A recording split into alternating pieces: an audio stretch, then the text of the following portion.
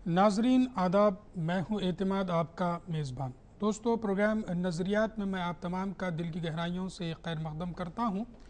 Programme नज़रियात में हर हफ्ते हम ये कोशिश करते हैं कि कुछ अपने अतराफ़ व अकनाफ़ में होने वाले सोशल इश्यूज़ या पॉलिटिकल इश्यूज़, साथ साथ रिलीजियस इश्यूज़ और फिर उसके साथ साथ गवर्नमेंट पॉलिसीज़ के जो मेरिट्स डीमेरिट्स है इस पर भी गुफ्तगू की जाए।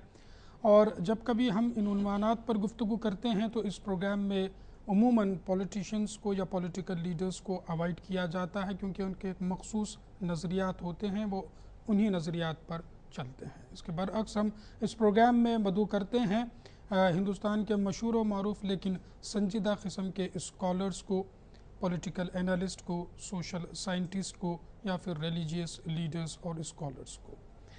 दोस्तों, प्रोग्राम नज़रियात में इन स्कॉलर्स या फिर इंटेलेक्चुअल्स को पेश करने का मकसद ये होता है कि आप लोगों के जो रिसर्च होते हैं वो ऑथेंटिक होते हैं और इन्हीं रिसर्च को लेकर के चाहे दुनिया का कोई भी मुल्क हो, वो इन्हीं नज़रियात को या फिर इन ओपिनियंस पर ही फर्दर स्टेप्स लेते हैं, ना कि कोई और दूसरे नज़रियात पर वो मुत्तफ़िक़ होते हैं। उसकी अहम वजह क्योंकि आप अपने पर्टिकुलर फील्ड में माहिर होते हैं, एक्सपर्ट्स होते हैं और वो उनके जो रिसर्च करते हैं वो एक्सपर्टाइज व्यूज़ होते हैं। इसी वजह से तमाम दुनिया इनको, आज ये देखा जा रहा है कि तमाम दुनिया में किसी भी शख्स की बात का कोई यकीन नहीं कर रहे हैं। उसकी अहम वजह या तो उन लोगों में हाफ नॉलेज होती है या फिर वो किसी चीज़ को कुछ कहने का कुछ कह देते हैं। कुछ आज दुनिया में कुछ लोगों पर अगर भरोसा कायम है तो वो हमारी नज़र में है स्कॉलर्स, एक्सपर्ट्स, जो संजीदा किस्म के एक्सपर्ट्स होते हैं और जो कंप्लीट अपने पर्टिकुलर फील्ड में नॉलेज रखते हैं। इसी वजह से इस प्रोग्राम में यानी नज़रियात में स्कॉलर्स वगैरह को पेश किया जाता है। जानते हैं आज का उन्वान। आज हम नज़रियात प्रोग्राम में गुफ्तगू करेंगे फतवे पर। फतवे को रूलिंग ऑन इस्लामिक लॉज भी ऑक्सफोर्ड यूनिवर्सिटी, ऑक्सफोर्ड डिक्शनरी के तहत इसका एक मीनिंग के तौर पर दिया गया है। तो फतवा क्या होता है और इस पर कुछ बहस व मुबाहसे भी हमको तमाम दुनिया में देखने को मिलते हैं। आज फतवे से रिलेटेड बहुत सारी चीज़ों पर हम गुफ्तगू करने की कोशिश करेंगे और इस उन्वान पर गुफ्तगू करने के लिए आज हमने अपने स्टूडियो में 3 इस्लामिक स्कॉलर्स को मदऊ किया है। आइए मैं इनका तारुफ देता चलूँ। सबसे पहले मेरे सीधी जानिब है डॉक्टर मुफ्ती सुहेल नदवी साहब। आप हेड ऑफ़ द डिपार्टमेंट है अरबिक एंड इस्लामिक स्टडीज़ के हैदराबाद इंस्टीट्यूट ऑफ एक्सलेंस, जो फ़िलहाल वक़ाराबाद में क़ायम किया गया है। इस इंस्टीट्यूट में आप HOD के तौर पर काम कर रहे हैं। आप मुफ्ती सुहेल साहब के बाजू में है मुफ्ती मोहम्मद हिलाल निज़ामी साहब। आप ख़तीब हैं मस्जिद आलिया गन फाउंड्री हैदराबाद दक्कन के। इसके साथ साथ आप एक रिसर्च स्कॉलर भी हैं यूनिवर्सिटी ऑफ हैदराबाद में। आप दोनों के बाजू में हैं हमारे तीसरे गेस्ट। मैं बात कर रहा हूँ एक जानी मानी शख्सियत जो हिंदुस्तान में एक जाना पहचाना चेहरा भी है, मीडिया पे अक्सर आते हैं। मैं बात कर रहा हूँ आसिफ़ुद्दीन मोहम्मद साहब की। आप प्रेसिडेंट है IACR यानी institute Islamic academy for comparative studies के आप प्रेसिडेंट हैं। तो आइए नाजरीन, आप और हम मिलकर हमारे इस प्रोग्राम नज़रियात में हमारे तीनों एक्सपर्ट्स का हम खैर मक़दम करते चले। अस्सलाम वालेकुम साहब। वालेकुम अस्सलाम व रहमतुल्लाहि। आप तीनों हमारे साथ स्टूडियो में मौजूद हैं। हमें बेहद खुशी है। फ़तवे पर हम ज़रूर आपसे जानना चाहेंगे कि फ़तवे के मुतालिक आपके क्या फ़तवे होंगे। ज़रूर इस पर हम बात करेंगे। दोस्तों, आज का जो उन्वान हमने सेलेक्ट किया है उसकी अहम वजह यह है कि फ़तवे के बारे में जहाँ पर एक्सपर्ट्स तो जानते ही हैं, लेकिन कॉमन शख्स जो हैं, चाहे वो किसी भी मज़हब का है, अगर मान लें कि मुस्लिम शख्स हैं तो फ़तवे के बारे में उसको हम समझते हैं कि कुछ ज़्यादा नॉलेज नहीं होती। इसको लेकर के वो परेशान होता है कि फ़तवे का क्या मकसद है, उस पर क्या अमल किस तरीके से किया जा सकता है। वहीं दूसरी जगह जब हम हिंदुस्तान में रहते हैं तो हमारे साथ हमारे हिंदू भाई, क्रिश्चियन भाई और दूसरे मज़हब के भाई भी रहते हैं। इनको भी फ़तवे के बारे में बहुत ज़्यादा इल्म नहीं होता, जिसकी वजह से कुछ इख्तिलाफ़ात भी हो जाते हैं इन फ़तवे को लेकर के, या फिर उसका फ़तवों का इंटरप्रिटेशन जब किया जाता है तो उसको लेकर के भी कुछ परेशानियाँ یا پھر بحث و مباحثے غیر ضروری طور پر اکثر کچھ میڈیا میں کیے جاتے ہیں. اس کا کیا مقصد ہے، ضرور اس پر ہمارے ایکسپرٹس اس پر بھی گفتگو کریں گے. سب سے پہلا سوال میں مفتی سہیل ندوی صاحب سے کرنا چاہوں گا.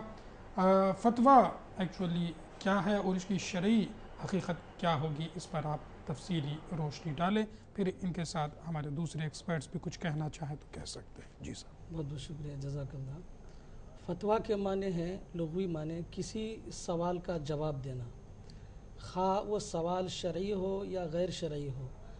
لیکن بعد میں فتویٰ کا لفظ خاص ہو گیا کہ دین کی رہبری اور رہنمائی کے تعلق سے کسی مسئلے میں کوئی مفتی صاحب جب کوئی جواب دیتے ہیں تو اسے فتوے کا نام دیا جاتا ہے. زندگی کے کسی بھی شعبے سے متعلق پیش آمدہ مسائل میں دینی رہبری اور رہنمائی کا نام فتویٰ ہے.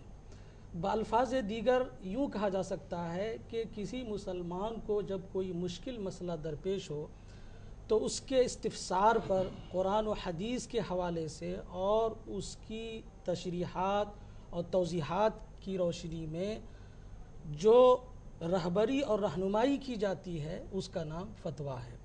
قرآن کے اندر سورہ رعد میں، سورہ نحل میں اور سورہ یوسف میں آیت نمبر 41 اور 42 اور 43 میں یہ لفظ استعمال ہوا ہے، اور اسی طریقے سے سورہ نمل کی آیت نمبر 27 میں یہ لفظ استعمال ہوا ہے، اور سورہ نساء کی آیت نمبر 176 میں یہ لفظ استعمال ہوا ہے.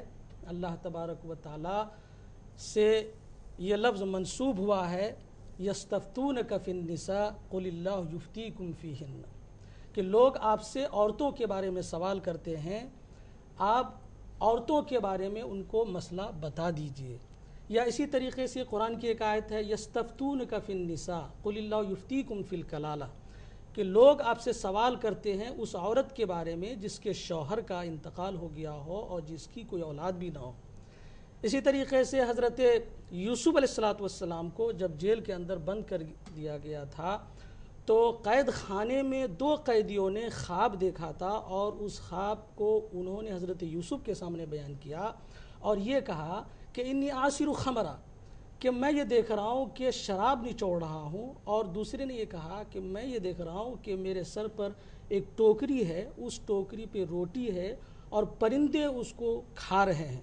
تو حضرت یوسف علیہ السلام نے اس خواب کی تعبیر بتلائی اور اس سوال کا جواب دیا اور کہا دیکھو جس نے یہ دیکھا ہے کہ شراب نچوڑ رہا ہے تو بادشاہ اسے اپنا مشیر خاص بنا لے گا، اور جس نے یہ دیکھا کہ اس کے سر پہ ٹوکری ہے اور روٹی ہے اور پرندے اس کو کھا رہے ہیں تو اسے سزائے موت ہوگی. تو اس کے بعد حضرت یوسف علیہ السلام نے فرمایا قضی الامر الذی فیہ تستفتیان، یہ جو مسئلہ تم نے پوچھا یہ اس کا جواب ہے. اسی طریقے سے ملک سبا کو جب حضرت سلیمان علیہ السلام نے خط لکھا تھا تو انہوں نے مشورہ کیا، تو مشورہ کرتے وقت انہوں نے اپنے درباریوں سے یہ کہا تھا کہ یا ایھا الملؤ افتونی فی رؤیا ان کنتم، یا ایھا الملؤ افتونی فی امری ما کنت قاطعۃ امرا حتی تشہدون، کہ مجھے اس معاملے میں فتویٰ دو، بتاؤ کہ میں کیا کروں. تو قرآن کے اندر لفظ فتویٰ اور لفظ افتاء اور لفظ استفتاء دینی رہبری اور رہنمائی کے معنی میں بھی استعمال ہوئے ہیں، اور سوال کے جواب کے طور پہ بھی یہ لفظ استعمال ہوا ہے. ٹھیک ہے. تو دوستو جیسا کہ مفتی صاحب نے فرمایا ہے کہ جو فتویٰ لیا جاتا ہے کسی بھی سوال کے بارے میں، اس کا جو جواب طلب کیا جاتا ہے، اب جواب کون دے رہا ہے اس کے اوپر یہ بات آئے گی کہ یہ فتویٰ ہے یا پھر جسٹ اوپینین ہے یا پھر کسی کا کچھ ایسے ہی بات کیا ہوئی، ایسے ہی مشورہ ہوگا. صاحب نے فرمایا گفتگو کے دوران جو فتویٰ دیا جاتا ہے اس ضروری نہیں ہے شرعی مسائل پر یہ دیا جائے، دنیاوی مسائل پر بھی فتویٰ دیا جا سکتا ہے. میرا اگلا سوال مفتی محمد ہلال نظامی صاحب سے ہوگا کہ جو فتویٰ دینے کا حق دیا گیا ہے یا جو پاور دیا گیا ہے وہ مفتی صاحبین کو دیا گیا ہے، انہی کو کیوں دیا گیا ہے، میں صاحب سے جاننا چاہوں گا. جی بسم اللہ الرحمن الرحیم. دیکھیے جب قرآن پاک کی آیت نازل ہوئی استفتونک قل اللہ یفتیکم فی الکلالہ، تو اللہ تعالیٰ نے رسول اللہ صلی اللہ علیہ وسلم سے فرمایا کہ آپ فتویٰ دے دیجیے. جی. تو ہم اگر دیکھیں گے تو مذہب اسلام میں اللہ کے رسول صلی اللہ علیہ وسلم سب سے پہلے مفتی ہیں، اور فتویٰ وہی آدمی دے سکتا ہے جی. جو قرآن، جو حدیث، اصول فقہ یا یوں کہیے کہ قرآن اور حدیث اور اجماع امت اور قیاس سے واقف ہو، وہی فتویٰ دے سکتا ہے. اور جو باقاعدہ طور پہ کسی سے سبق حاصل پڑھا ہو، سبق سیکھا ہو، اور باقاعدہ مفتی کے پاس بیٹھ کر وہ جو پڑھتا ہو اور اس نے مشق اور تمرین کیا ہو، تو وہی فتویٰ دے سکتا ہے. ہاں، اگر کسی آدمی نے کوئی ایسا بھی ہو کہ جس کو اس میں مہارت ہے، قرآن و حدیث کے اوپر وہ ماہر ہے، تو وہ اس کو فتویٰ دے سکتا ہے، گرچہ کہ وہ درس نظامی میں نہ شامل ہے. ٹھیک. ہندوستان کے اندر جب تک مغلیہ دور رہا یا اس سے پہلے یا اس کے بعد اگر دیکھا جائے تو یہ فتویٰ کی جو نسبت مدرسوں میں چلی گئی، چونکہ مدرسے میں ہی قرآن و حدیث کی تعلیم ہوتی ہے. اور ہندوستان کے اندر جامعہ نظامیہ کی ایک بڑی اہمیت ہے، دکن کے اندر ایک مشہور ہے، باقاعدہ شعبہ افتاء اس میں قائم ہے، اور جس سے جو بھی شرعی مسئلہ ہوتا ہے یا جو بھی چیزیں ہوتی ہیں لوگ رجوع ہوتے ہیں اور باقاعدہ ان کو قرآن و حدیث کی روشنی میں ان کو فتویٰ دیا جاتا ہے، نہ کہ اپنی منچاہی اور نہ کہ اپنی مرضی سے فتویٰ دیا جاتا ہے. جی. میں مفتی سہیل صاحب سے جاننا چاہوں گا کہ مفتی، آپ بھی مفتی ہیں، مفتی محمد صاحب بھی ہمارے ساتھ ہیں، مفتی بننے کے لیے کس طریقے کا کورس یا پھر کس طریقے کے ایجوکیشن اور کہاں پر ہندوستان میں فراہم کیا گیا؟ کوئی یونیورسٹی ہے، کیا ہے؟ آپ اس پر ذرا روشنی ڈالتے چلیں. دیکھیے، مشہور مدرسے ہیں جیسے دارالعلوم دیوبند ہے، دارالعلوم ندوۃ العلماء ہے، اور جیسا کہ جامعہ نظامیہ ہے. ان مدرسوں میں عالم اور فاضل کا کورس 8 سال کا ہے. عالم فاضل کا کورس کرنے کے بعد 2 سال کا تخصص فی الفقہ ہوتا ہے، یعنی اسپیشلائزیشن ان اسلامک جوڈیشل. ٹھیک ہے. تو تخصص فی الفقہ 2 سال کا کورس ہوتا ہے، جس میں وہ طالب علم یا وہ جنہوں نے داخلہ لیا ہے ایک مفتی کی تربیت میں 2 سال تک فتویٰ نویسی کی تربیت حاصل کرتا ہے، نقل نویسی کی تربیت حاصل کرتا ہے، اور فتوے کے شرائط کیا ہیں اور اس کے واجبات کیا ہیں، کن حالات میں فتویٰ دینا چاہیے، کن حالات میں نہیں دینا چاہیے. جی. تو کسی مفتی کے سامنے ٹریننگ کے طور پر وہ کام کرتا ہے. 2 سال تک اس کی ٹریننگ ہوتی ہے. پھر اس کے بعد جب ماہر فقہ کو اور جو استاذ ہوتے ہیں ان کو جب یقین ہو جاتا ہے کہ یہ شخص اب افتاء کے لائق ہو گیا ہے، فتویٰ دینے کے لائق ہو گیا ہے، تب اس کو سند دی جاتی ہے. ٹھیک ہے. 8 سال پڑھنے کے بعد 2 سال پھر ٹریننگ ہوگی. جی. تو 10 سال کا عرصہ ان کا اس میں گزرے گا. لیکن یہ جو 8 سال کا جو کورس آپ نے فرمایا ہے، یہ کس لیول کا شخص اس میں ایڈمیشن لے سکتا ہے؟ 10ویں پاس یا 12ویں پاس؟ نہیں، دیکھیے، اس میں 2 طرح کے لوگ داخلہ لے سکتے ہیں. ایک تو 5 سال کا جب کوئی بچہ ہے تو وہ داخلہ لے سکتا ہے عربی اول میں، پھر دوم سوم چہارم، اس طریقے سے وہ آگے بڑھتا چلا جائے گا. لیکن دارالعلوم ندوۃ العلماء میں ماڈرن ایجوکیٹڈ کے لیے جنہوں نے انٹر پاس کیا ہے اس کے لیے 5 سالہ شارٹ ٹرم عالم کورس رکھا گیا ہے، جس میں SSC پاس اور انٹر اور گریجویشن کیے ہوئے ماڈرن ایجوکیٹڈ طلباء کو بھی ایڈمیشن دیا جاتا ہے، اور 5 سال میں اسے عالم کورس کرایا جاتا ہے. اور اگر کسی کو اکیڈمک لائن سے وہ نہ ہو تو پھر وہ 5 سال یا 8 سال کی عمر میں اس کو 10 سال تک کا کورس کرنا ہوتا ہے. 5 سال کا کورس کرنے کے بعد یا 8 سال کا کورس کرنے کے بعد ہی وہ تخصص فی الفقہ میں یہ داخلہ لے سکتا ہے. جو گریجویٹس انٹرمیڈیٹ جو 5 سالہ کورس کرتی ہے، ان کو 5 سال کے بعد پھر 2 سال ٹریننگ ان کو بھی کرنا ہوگا. ان کو بھی کرنا ہوگا. جی. تو بہرحال دوستو، یہ جیسا صاحب نے فرمایا کہ اسلامک اسٹڈیز پر تقریباً یہ لوگ کم سے کم 10 سال تک یہاں پر کورس میں اپنا ریسرچ کرتے ہیں اور ایجوکیشن حاصل کرتے ہیں. اس کے بعد پھر جا کر کے وہ فتوے دینے کے قابل ہوتے ہیں. یہ ہے مفتی. میں اگلا سوال مفتی محمد صاحب سے کرنا چاہوں گا، نظامی صاحب سے، کہ مفتی اور قاضی کر کے 2 لوگوں کے نام جب شرعی بات آتی ہے، اسلامک بات آتی ہے، تو ہم کو سننے کو آتی ہے. کیا فرق ہوتا ہے مفتی اور قاضی صاحب میں؟ جی صاحب. مفتی جو ہوا کرتے ہیں وہ دین کا علم حاصل کیے رہتے ہیں، قرآن و حدیث کا علم حاصل کیے رہتے ہیں، 8 سال 10 سال پڑھے رہتے ہیں، اور یہ عام طور پہ یہ ایک عام آدمی ہوتا ہے، کسی مدرسے سے یا کسی جگہ سے جڑا ہوتا ہے، اور قاضی جو ہوتا ہے یہ گورنمنٹ کا آدمی ہوتا ہے، خاص طور سے جہاں پہ اسلامی حکومتیں ہوتی ہیں وہاں پہ باقاعدہ طور پہ قاضی متعین ہوتا ہے، مقرر ہوتا ہے، اور وہ مسئلہ بتانے کے بعد یا اس حکم کو نافذ کرنے کے بعد اس کے اوپر یہ ذمہ داری بنتی ہے کہ وہ اس کو نافذ کرے. اور مفتی کیا ہے کہ ایک دینی رہنمائی کر کے وہ ہٹ جاتا ہے. اب اس کو اختیار ہے کہ چاہے اس کو عمل کرے یا نہ عمل کرے. عمل کرے گا تو اسے ثواب ملے گا، نہیں عمل کرے گا تو اسے گناہ ملے گا. لیکن قاضی ہے، قاضی کو جب بتا دیا اس نے فتویٰ دے دیا تو اس کے اوپر لازم ہوتا ہے، اگر وہ خوشی سے عمل کر لیتا ہے تو ٹھیک ہے، نہیں خوشی سے عمل کیا تو قاضی اس کے اوپر زبردستی اس سے عمل کرائے گا. یہ قاضی پر اختیار ہوتا ہے. یہاں پر میں ایک چیز ایڈ کرنا چاہوں گا کہ مفتی کے بعد ہی آدمی قاضی ہوتا ہے. قاضی کے لیے ضروری ہے کہ وہ مفتی ہو، لیکن بڑے افسوس کے ساتھ یہ کہنا پڑتا ہے کہ ہندوستان کے اندر عام طور سے جو قاضی حضرات ہیں جو صرف نکاح پڑھانے پہ مامور ہیں وہ مفتی نہیں ہوتے ہیں. جی بہت سارے قاضی ایسے ہیں جو عالم بھی نہیں ہوتے ہیں. تو مولانا جو فرما رہے ہیں جس قاضی کی وہ تو اسلامک لا جہاں پر نافذ ہے وہاں کا میں بھی یہی فرق بتانا چاہ رہا تھا کہ ہندوستان میں اب جو قاضیوں کی جو اسٹیٹس ہے وہ صرف نکاح پڑھانے کی حد تک ہی رہ گئی ہے یا پھر طلاق وغیرہ کی حد تک. لیکن بعض دینی مدرسوں میں اور بعض جگہوں جیسے ہمارے شریعہ ہے بہار اور اڑیسہ میں، تو مسلم پرسنل بورڈ کے تحت مختلف ریاستوں میں دارالقضاء قائم ہے. تو دارالقضاء میں جو قاضی صاحب ہوتے ہیں وہ اہل قاضی ہوتے ہیں، یعنی وہ ان کے پاس افتاء کی سند ہوتی ہے، وہ مفتی بھی ہوتے ہیں. ٹھیک ہے، وہ مفتی ہونے کے بعد ہی وہ قاضی بنتے ہیں.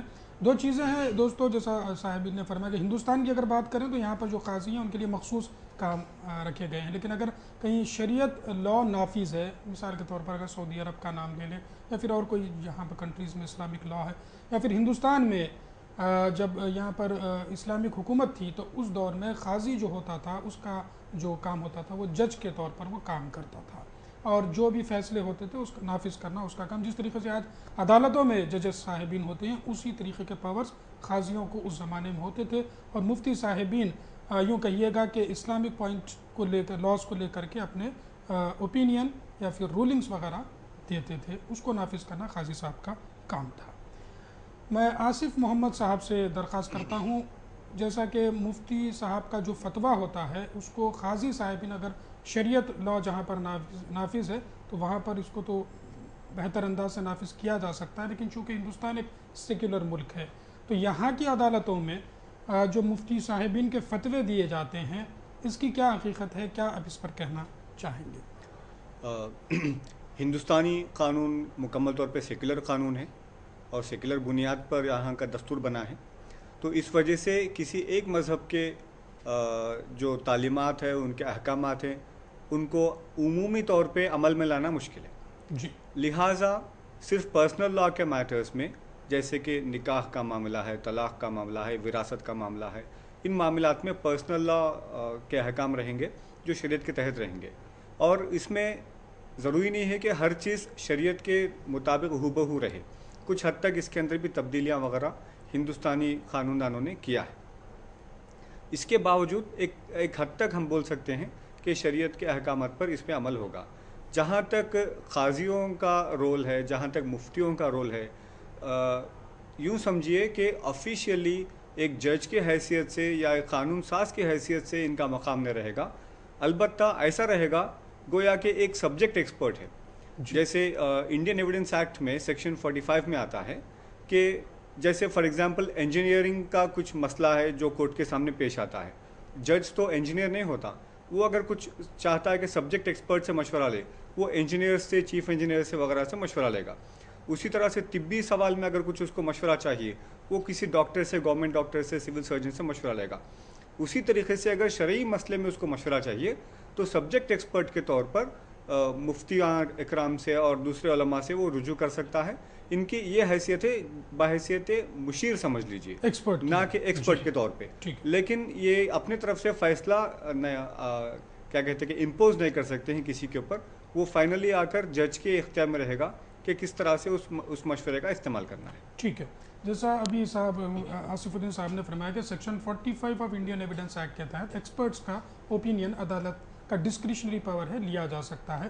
اسی طریقے سے اگر مسلم پرسنل لا کی بات آئی تو مفتیان کرام یا علماء دین کی وہ اوپینین حاصل کر سکتے ہیں۔ اسی طریقے سے ہندو پرسنل لا ہے تو پنڈت وغیرہ جو بھی ان کے ایکسپرٹس ہوتے ہیں وہاں سے کرسچنس پیسٹر وغیرہ کی بھی اوپینین حاصل کی جا سکتی ہے۔ لیکن آصف عدیل صاحب نے فرمایا کہ یہاں کی ہندوستان کی عدالتوں پر یہ کوئی فورسیبل نہیں ہوگا یا پھر یہ مینڈیٹری نہیں ہوگا کہ جو مفتیان ہو یا ریلیجیس اسکالرس ہو ایکسپرٹس ہو ان کا جو فتویٰ ہے یا اوپینین ہے اس کو نافذ کرنے کا ان کو وہاں پر مینڈیٹری نہیں ہوگا، ریکمینڈیٹری ہوگا، ٹوٹلی ڈسکریشنری پاور عدالتوں کا ہوگا، ججز صاحبین کا ہوگا۔ مفتی سہیل صاحب سے میں جاننا چاہوں گا کہ آپ کیا سوچتے ہیں کہ عدالت میں جب ہندوستانی عدالتوں میں جب مسلم ریلیجیس اسکالرس کے جو اوپینین ہیں وہ جاتے ہیں تو کیا جج صاحبین اس کو بھی نافذ کرتے ہیں؟ آپ کس انداز سے دیکھتے ہیں؟ بہت اچھا سوال کیا آپ نے، اور میں خوش قسمت سمجھتا ہوں اپنے آپ کو کہ میں ہندوستان میں پیدا ہوا۔ ہندوستان میں جو مذہبی آزادی ہے جی وہ مسلم ملکوں میں بھی نہیں ہے۔ الحمدللہ سپریم کورٹ کا اسٹیٹمنٹ اور ججمنٹ کئی مرتبہ ایسا آیا ہے جو قرآن و حدیث پر مبنی ہوتے ہیں، اور وہ مفتیان کرام سے مشورے لیتے ہیں۔ اگر فتاووں کا ترجمہ انگلش میں کر کے اگر دیا جائے جج صاحبان کو اور اس میں قرآن و حدیث کا اگر حوالہ دیا جائے تو جج صاحبان اس کے مطابق فیصلہ کرتے ہیں۔ اگر فریقین یعنی عدالت میں پہنچنے والا فریقین اگر مسلمان ہیں تو سپریم کورٹ کے جج بھی قرآن و حدیث کے مطابق ہی فیصلہ دیتے ہیں۔ جی اللہ ماشاءاللہ ایک آدھ مسئلے میں جو ہے لا علمی کی وجہ سے الگ لا علمی نہیں ہوتی ہوگی صاحب، وہ جہاں تک چونکہ میں لا کا اسٹوڈنٹ ہوں، وہ لا علمی نہیں ہوتی، وہ ہوتی ہے کہ اگر کچھ ایسی باتیں آ جائے جو ڈائریکٹلی فنڈامنٹل رائٹ سے کچھ ٹکراؤ اگر محسوس کرتے ہیں ججز صاحبین، انہی حالات میں کچھ الگ فیصلے شاید ہم کو کچھ دیکھنے کو آئے ہیں۔ جی فرمائیے۔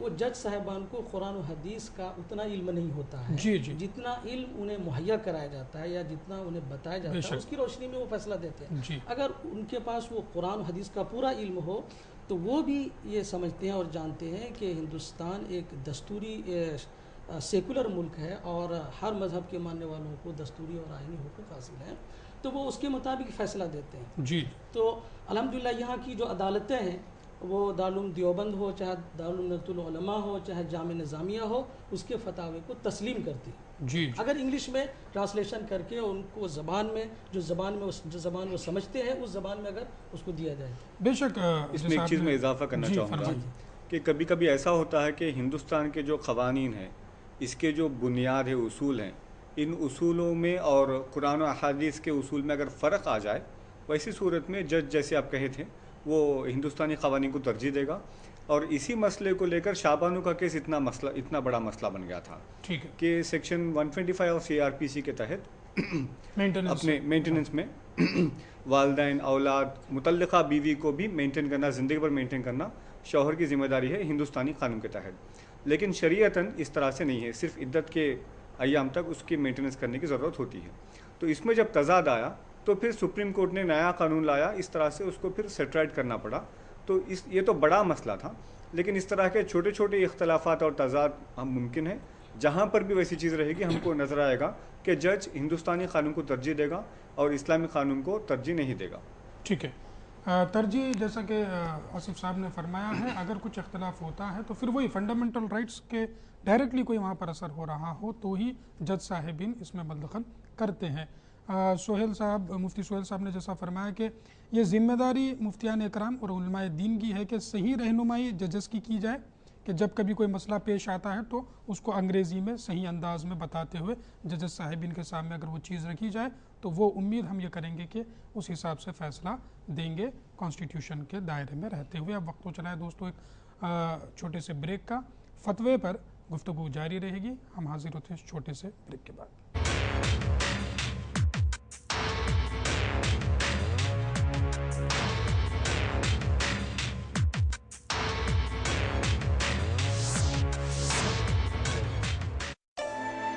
حسن جنت کا جسے رخ زیبا ملا، ہاں وہ زمین ارض کشمیر ہے، संग मरमर से वादियाँ ये नीला आसमां, चश्मों की ज़मीं अर्ज़ कश्मीर है। सुहाना मौसम और खूबसूरत वादियाँ, मस्जिदों से बुलंद होती अज़ानें और मुक़द्दस ज़ियारतगाहें, मजहबी प्यार व मोहब्बत और यकजहती की मिसालें।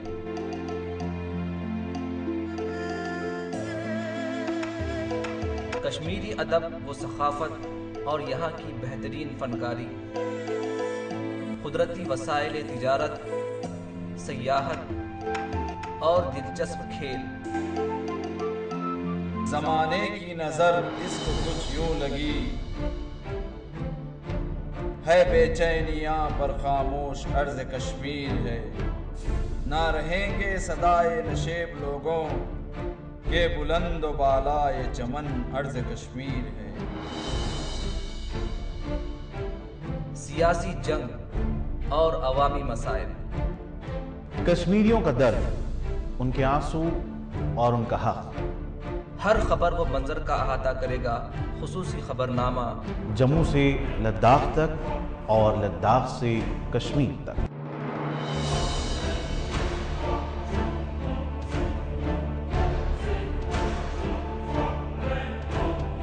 मुनसिफ कश्मीर देखिए रोजाना शाम 7:30 बजे सिर्फ मुनसिफ टीवी पर।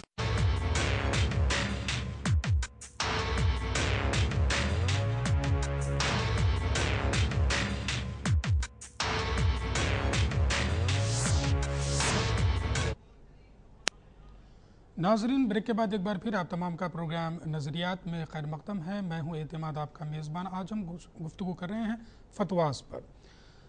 इस उन्वान पर गुफ्तगू करने के लिए आज हमारे साथ 3 एक्सपर्ट्स हमारे साथ स्टूडियो में मौजूद हैं। सबसे पहले मेरे सीधी जानिब है डॉक्टर मुफ्ती सुहेल नदवी साहब। आप हैदराबाद इंस्टीट्यूट ऑफ एक्सलेंस में department of Arabic and Islamic studies के HOD हैं। आपके बाजू में हैं मुफ्ती मुहम्मद हिलाल निज़ामी साहब। आप ख़तीब हैं मस्जिद आलिया जो गन फाउंड्री में हैदराबाद दक्कन में है, इसके ख़तीब भी हैं। इसके साथ साथ आप रिसर्च स्कॉलर भी हैं हैदराबाद यूनिवर्सिटी में। आसिफुद्दीन मोहम्मद साहब भी हमारे साथ मौजूद हैं जो प्रेसिडेंट है IACR के, यानी Islamic academy for comparative religion पर। हम गुफ्तगू कर रहे हैं फतवे पर। मेरा अगला सवाल मुफ्ती सुहेल साहब से होगा कि जब कभी कोई शख्स फतवा लेने के लिए जाता है और उसको फतवा मिल भी जाता है, तो जैसा मुहम्मद साहब ने हमें फरमाया था कि जो भी फतवा होगा वो कुरान और हदीस की रोशनी में होगा या बाज़ औक़ात इजमा या क़ियास के ऊपर भी दिया जा सकता है, लेकिन ज़्यादातर कुरान और हदीस की रोशनी में दिया जाता है। सुहेल साहब से मैं जानना चाहूँगा, कोई शख्स अगर फतवा हासिल कर लेता है तो ये उसके ऊपर कितनी ज़िम्मेदारी होगी? क्या उसको वो मानना वर्डिक्ट के तौर पर होगा या फिर वो एज ए ओपिनियन उसको सिर्फ हासिल करके रख ले सकता है? जी साहब। देखिए एतमाद साहब, अगर कोई शख्स कुरान और हदीस की रोशनी में कोई मसला पूछता है और मुफ्ती साहब कुरान और हदीस की रोशनी में वो मसला बताते हैं और कुरान और हदीस से अप्रूव अगर है, तो उस शख्स पर जिसने फतवा पूछा या मसला दरियाफ़्त किया, उस शख्स पर वाजिब है कि उस फतवे पे अमल करे। और अगर उसको डाउट है, शक व शुबा है, तो उससे बड़े किसी मुफ्ती से वो रुजू करे, क्योंकि फतवा मुफ्ती की ज़ाती राय नहीं होती जी, बल्कि कुरान व हदीस की तशरीह होती है और मुकर्ररा इस्लामी कानून का कोई एक दफ़ा होता है जिसकी वो तौज़ीह करते हैं। और फतवा इस्लाम का कोई नया हुक्म नहीं होता है, जैसा कि मीडिया में ये बात उछाली जाती है कि फ़ला चीज़ के ऊपर, फ़ला मसले के ऊपर फतवा दिया गया और मीडिया वालों ने उसको इस तरीक़े से बावर कराया गोया कि वो एक नया हुक्म हो, नया कानून हो इस्लाम का। ऐसा नहीं है, वो हुक्म या वो कानून इस्लाम के अंदर पहले से मौजूद होता है। मुफ्ती साहब सिर्फ उसकी दफ़ा की वजाहत करते हैं जी, कुरान व हदीस की रोशनी में। तो जिसने मसला पूछा, जिसने फतवा लिया, उस शख्स पर अगर वो कुरान व हदीस के मुताबिक मसला है और दीगर मुफ्तियान किराम ने उसकी तस्दीक की है और वो अथेंटिक है, अप्रूव है, कुरान व हदीस से साबित है, तो उस पर अमल करना वाजिब है। ٹھیک ہے محمد صاحب یہ بتائیے گا کہ اتھینٹک فتویٰ ہے، بے شک فتوے عموماً اتھینٹک ہی ہوتے ہیں، تو اب اس کو ماننا ضروری ہے۔ صاحب نے دوران گفتگو سہیل صاحب نے یہ بھی فرمایا کہ اگر اس کو یہ لگے کہ یہ فتویٰ اس کو یہ لگتا ہے کہ بھائی نہیں یہ مجھے نہیں جم رہا ہے، تو دوسرے مفتیان کے پاس بھی وہ جا سکتا ہے۔ اس پر آپ مزید روشنی ڈالیے گا۔ جی ہندوستان میں اور ہندوستان کے باہر بہت سارے ادارے ہیں، اور آج تو بہت سہولت ہے، الیکٹرانک اور پرنٹ میڈیا کے ذریعے پہنچا جا سکتا ہے، تو وہ کئی جگہ وہ اپنے سوالات کو بھیجے اور کئی جگہ سے جواب آئیں گے، اور جس طرف اکثریت جاتی ہو، مثلا 10 جگہ سے جواب یکساں آیا اور ایک جگہ سے جواب الگ آیا، تو اس کے اوپر یہ لازم ہوتا ہے کہ جو زیادہ لوگوں کا جو جواب آیا ہے اس پر وہ عمل کرے۔ ٹھیک ہے، یہ ضروری میں ایک آسان مثال کے طور پر مفتی سہیل صاحب سے پوچھنا چاہوں گا، میں نے اگر مان لیجیے آپ سے فتویٰ پوچھا کسی معاملے میں کہ یہ پانی مجھے پینا حلال ہوگا یا حرام ہوگا، اور آپ نے مجھے فتویٰ دے دیا کہ یہ پانی پینا آپ کے لیے حرام ہے، اور اگر میں نے یہ نہیں مان کر کے پانی پی لیا تو کیا میں گنہگار ہوگا؟ جی، اگر قرآن صرف ایک مفتی کی میں نے بات کر رہا ہوں۔ جی، اگر قرآن و حدیث کے حوالے سے میں نے بات کہی، قرآن کی آیت کا حوالہ دیا ہے اور صحیح حدیث کا ہم نے حوالہ دیا ہے، اور بات بالکل واضح ہے، کلیئر ہے، اس میں کوئی ڈاؤٹ نہیں، کوئی شک نہیں، کوئی جھول نہیں، تو پھر آپ نے اگر اس پہ عمل نہیں کیا تو آپ گنہگار ہوں گے۔ اگر ہم نے غلط فتویٰ دیا تو اس کا گناہ ہمارے اوپر ہوگا۔ فتوے پر جس نے عمل کیا، اگر صحیح فتوے پہ عمل کیا تو اسے اجر و ثواب ملے گا، غلط فتوے پہ عمل کیا تو بھی وہ گنہگار نہیں ہوگا، فتویٰ دینے والا گنہگار ہوگا۔ ٹھیک ہے، فتوے پر عمل کرنا اللہ کے قانون پر عمل کرنا، بے شک، نہ کہ مفتی کی بات پر عمل کرنا۔ ٹھیک ہے، مفتی ایک رہنمائی کرتا ہے اللہ کے قانون کی طرف، اس وجہ سے اس پر عمل کرنا ضروری ہے۔ یہاں پر میں ایک بات وضاحت کرنا چاہوں گا کہ عام طور سے کوئی عالم دین میڈیا میں آ کر ایک اسٹیٹمنٹ دیتا ہے تو لوگ اس کو فتویٰ سمجھتے ہیں، حالانکہ وہ مفتی نہیں ہوتے ہیں اور افتاء کے شرائط کو پورا نہیں کرتے ہیں اور افتاء کے وہ اہلیت نہیں رکھتے ہیں، تو ایسے لوگوں کے اسٹیٹمنٹ کو فتویٰ نہیں کہا جا سکتا۔ فتویٰ جب مفتی دیتا ہے اور جو تمام شرائط کو پورا کرتا ہے، جس نے افتاء کا کورس کیا ہو، تخصص فی الفقہ کا کورس کیا ہو، اس نے اگر فتویٰ دیا اور کئی مفتیان کرام نے اس کی تصدیق کی ہے اور کسی مستند ادارے کی طرف سے، جامعہ کی طرف سے وہ فتویٰ صادر ہوا ہے، تو اس کو فتویٰ مانا جائے گا۔ ہر آدمی کوئی حافظ ہے، جس کی داڑھی ہے یا کوئی حافظ ہے، اگر ٹیلی ویژن پہ آ جاتا ہے، کسی مسجد کا امام ہے اور انہوں نے کوئی فتویٰ دے دیا، کوئی اسٹیٹمنٹ دے دیا تو میڈیا والے اس کو فتویٰ سمجھ لیتے ہیں، تو اسے فتویٰ نہیں کہتے ہیں۔ محمد صاحب یہ بھی ہے جی کہ فتویٰ دینے کے بعد دستخط شدہ فتویٰ رہتا ہے، ٹھیک ہے، اور وہ فتویٰ میڈیا میں پہنچتا ہے، مگر میڈیا کے لوگ کیا کرتے ہیں کہ اس فتوے کو اپنے حساب سے مطلب نکالتے ہیں، ٹھیک ہے، انٹرپریٹیشن اس کا غلط کیا جاتا ہے، وہ ترجمہ غلط ہوتا ہے، جی، جبکہ ان کو ہو بہو کس پس منظر میں وہ بات کہی گئی ہے، کس پس منظر